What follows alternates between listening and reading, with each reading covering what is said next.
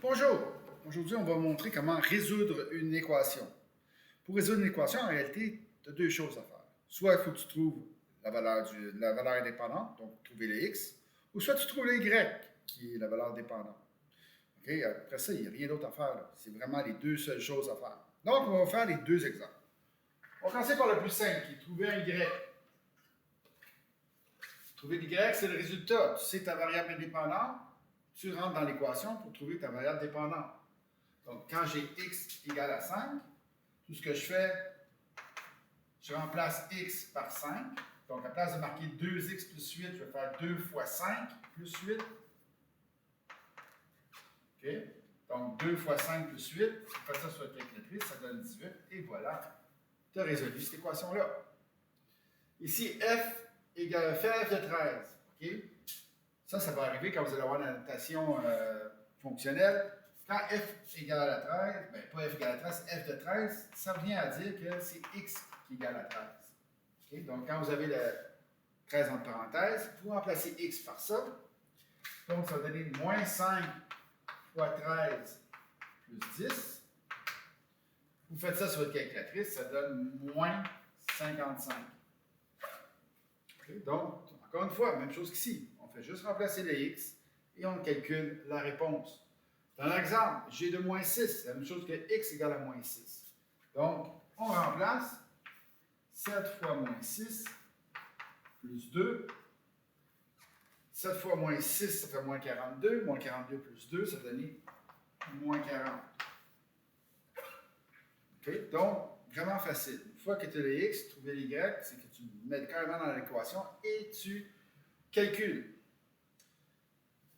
Trouver x, par contre, quand tu as les y, un petit peu plus compliqué. Là, à ce moment-là, il va falloir qu'on commence à faire les opérations inverses. Donc, isoler les variables. Okay? Opération inverse, je vous fais rappeler, vraiment, on simplifie l'expression. Ensuite, on commence par le contraire. Addition, soustraction, multiplication, division, et on finit avec les parenthèses, l'exposant et finalement les parenthèses.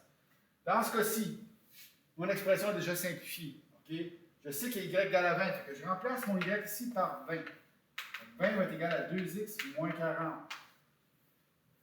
Qu'est-ce que je fais? Ben là, ici, je regarde ce qui est simplifié. Je commence par la soustraction et je fais l'opération inverse. C'est moins 40. On va faire 20 plus 40. Ça va être égal à 2x. 20 plus 40, ça va donner 60. Ça va être égal à 2x. 60 divisé par 2. Pourquoi divisé par 2? Parce qu'ici, c'est 2x. 2 fois x, et on fait les opérations inverses, on divise. Donc, 60 divisé par 2, ça va donner une belle réponse de x égale à 30.